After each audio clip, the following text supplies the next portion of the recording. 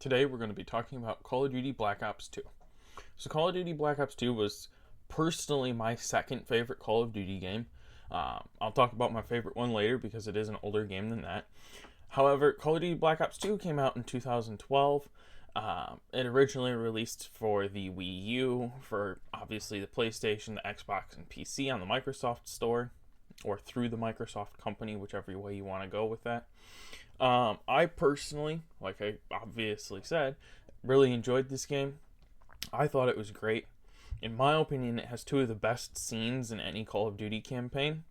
Now, I know the World War II campaign had some really good scenes, but the scene in the beginning of this game where you're, I believe, in South Africa, I don't quite remember, but you're on the truck riding along, and then your truck gets blown up, and you turn around to see someone stuck inside of the truck while it's on fire, and you're trying to break the glass to get them out, but you can't get them out, and they're sitting there pounding on the glass, and you just want to do everything you can to break them out and get them out. And I remember the first time I played through the campaign, I was doing everything I could, beating on it with my machete, I was shooting it, I was using grenades to try and blow it open, I was running around looking to see if there was something in the map area that I could use to break the window open.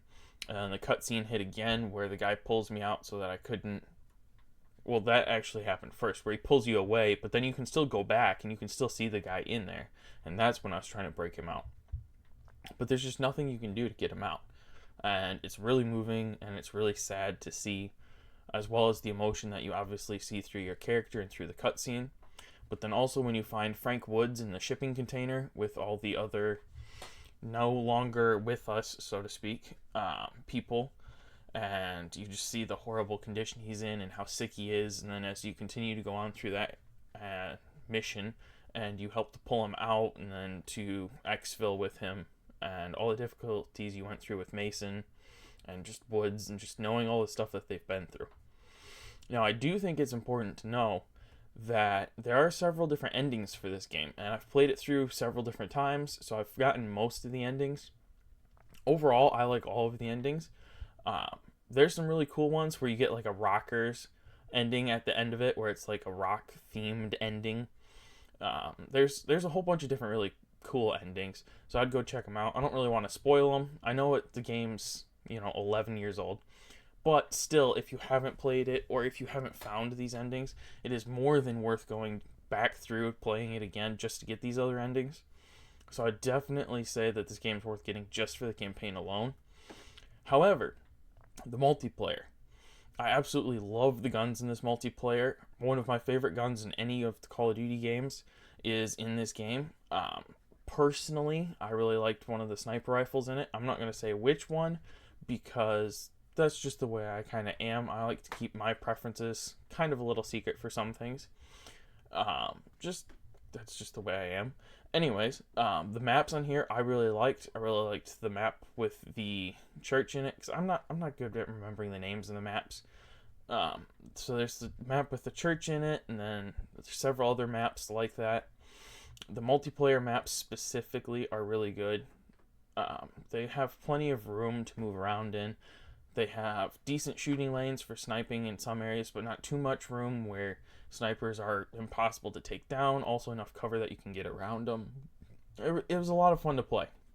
Now you can still play it against bots or with your friends, but last I knew the Black Ops 2 servers were down.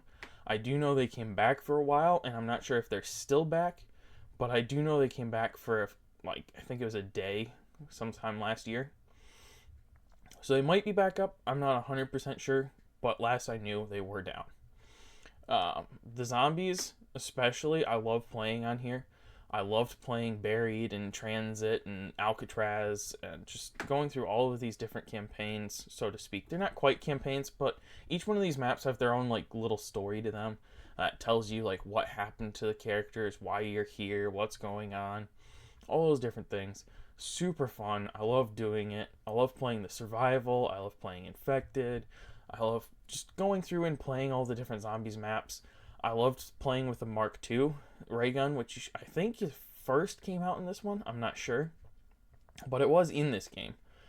One of my favorite things to do is to get the ray gun and the Mark II and then just run around the game with those two guns. just destroying all the zombies. A lot of fun. I really enjoyed it. So overall, I know this game's really, really old, and I've seen it anywhere as low as like $5, depending on where you go to get it. So with price tag that low and a game that's this good, I would definitely go check it out. I know a lot of people are gonna say go check out the new ones first. The new ones are so much better. Look at the graphics though. But there's just some things that you can't get with new games. And to me, that's just the quality feel of old games like this, where you could just feel that they were much better built. Everything functioned better. Everything seemed like it was supposed to be there. So I would definitely go check out this game still.